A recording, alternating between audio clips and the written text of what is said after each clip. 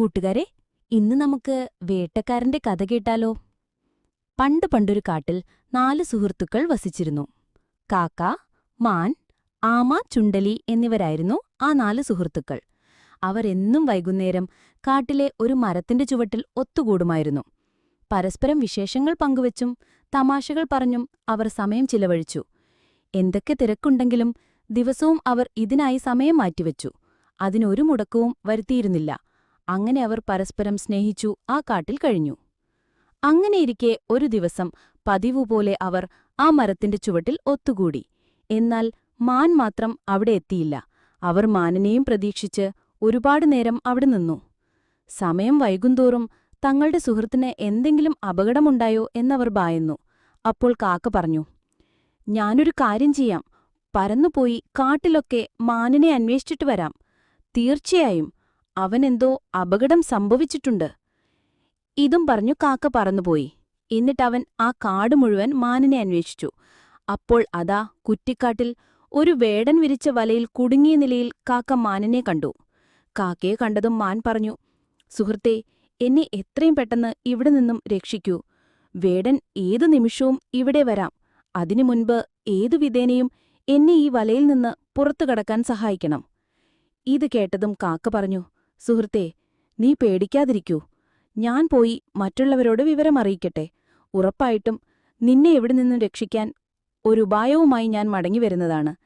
ഇതും പറഞ്ഞു കാക്ക പറന്നുപോയി. തന്റെ സുഹൃത്തുക്കളോട് നടന്ന സംഭവം വിവരിച്ചു. ഇത് കേട്ടുകൊണ്ടിരുന്ന ചുണ്ടലി ഉടനെ കാക്കയോട് പറഞ്ഞു, "സുഹൃത്തേ, എത്രയും വേഗം മാൻ കുടുങ്ങിക്കിടക്കുന്ന സ്ഥലം ഏതാണെന്ന് പറയൂ. ഞാൻ അവിടെ എത്തി ആ വലയുടെ കണ്ണികൾ കടിച്ചുമുറിച്ച് മാനിനെ വലയിൽ നിന്ന് രക്ഷിക്കുന്നതായിരിക്കും." ഇത് കേട്ടതും കാക്ക എലിയോട് പറഞ്ഞു, "മാൻ കുടുങ്ങിക്കിടക്കുന്ന സ്ഥലം ഇവിടെ നിന്നും അല്പം അകലെയാണ്. നീ അവിടെ എത്തുമ്പോഴേക്കും വേടൻ വന്ന് മാനിനെ കൊണ്ടുപോയിരിക്കും." അപ്പോൾ ആമ കാക്കയോട് പറഞ്ഞു, "നീ പറയുന്നത് ശരിയാണ്. നമ്മുടെ പക്കൽ അത്രയും സമയമില്ല. ഒരു കാര്യം ചെയ്യൂ. എത്രയും വേഗം എലിയെ നിന്റെ പുറത്തു കയറ്റി അവിടേക്ക് കൊണ്ടുപോകൂ. ഞാൻ പുറകെ വന്നുകൊള്ളാം." ഇത് കേട്ടതും കാക്ക പറഞ്ഞു, "ഇത് തീർച്ചയായും നല്ല ആശയമാണ്.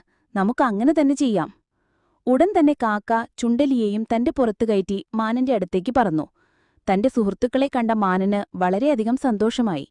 ചുണ്ടലി ഒട്ടും സമയം കളയാതെ വലക്കണ്ണികൾ ഓരോന്നായി മുറിക്കാൻ തുടങ്ങി.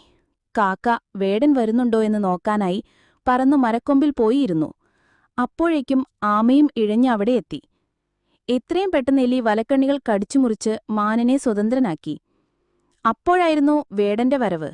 വേടൻ വരുന്നത് കണ്ട കാക്ക സുഹൃത്തുക്കൾക്ക് മുന്നറിയിപ്പും നൽകി ദൂരെയുള്ള മരക്കൊമ്പിൽ ഒളിച്ചു. മാൻ ഓടി അടുത്തുള്ള കുറ്റിക്കാട്ടിൽ ഒളിച്ചു. എലി അടുത്തു കണ്ട ഒരു മാളത്തിലും ഒളിച്ചു. എന്നാൽ പാവം ആമയ്ക്ക് പതിയെ എഴഞ്ഞു നീങ്ങാനേ കഴിഞ്ഞുള്ളൂ. മാനിനായി വല വിരിച്ചിരുന്നിടത്തെത്തിയ വേടൻ പൊട്ടിക്കിടന്ന വല കണ്ട് ഞെട്ടി. അപ്പോൾ വേടൻ പറഞ്ഞു, "ഇതെങ്ങനെ സംഭവിച്ചു? ഇത്രയും വലിയ വല എങ്ങനെയാണ് ഒരു മാൻ പൊട്ടിച്ചത്? ഇന്ന് വെറും കൈയോടെ മടങ്ങേണ്ടി വരുമല്ലോ." അപ്പോഴാണ് പതിയെ ഇഴഞ്ഞു നീങ്ങുന്ന ആമ വേടന്റെ ശ്രദ്ധയിൽപ്പെട്ടത്.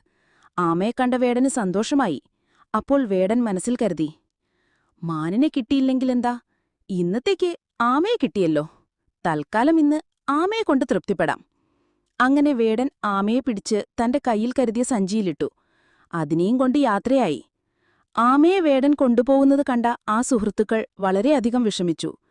ആമയെ എങ്ങോട്ടാണ് കൊണ്ടുപോകുന്നതെന്നറിയാൻ കാക്ക വേടനെ പിന്തുടർന്നു. കുറേയധികം യാത്ര ചെയ്തപ്പോൾ ക്ഷീണിതനായ വേടൻ ഒരു തടാകത്തിന്റെ കരയിൽ വിശ്രമിക്കാനായി സഞ്ചി താഴെ വെച്ചു കിടന്നു.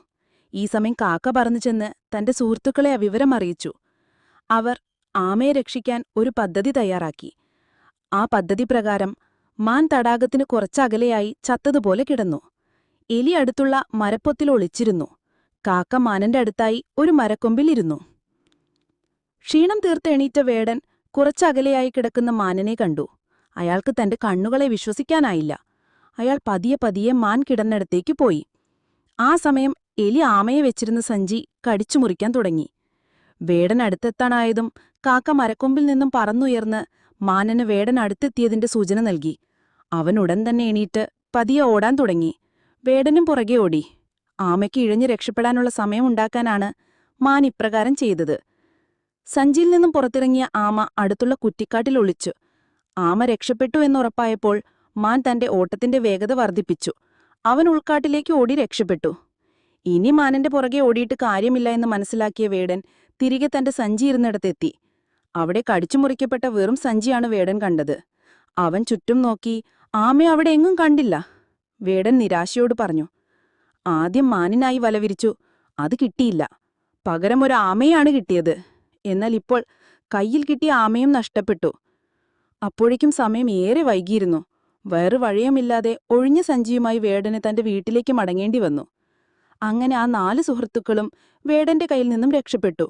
വീണ്ടും പഴയതുപോലെ അവരെന്നും വൈകുന്നേരങ്ങളിൽ ആ മരത്തിന്റെ ചുവട്ടിൽ ഒത്തുകൂടുകയും സ്നേഹത്തോടെ ഒരുപാട് കാലം ആ കാട്ടിൽ കഴിയുകയും ചെയ്തു. കൂട്ടുകാരെ, ഇതിൽ നിന്ന് നിങ്ങൾക്ക് എന്തു മനസ്സിലായി? എന്തൊക്കെ പരിമിതികളുണ്ടെങ്കിലും ഒത്തൊരുമയുണ്ടെങ്കിൽ ഏത് പ്രതിസന്ധി ഘട്ടത്തെയും അതിജീവിക്കാൻ നമുക്ക് സാധിക്കുന്നതാണ്.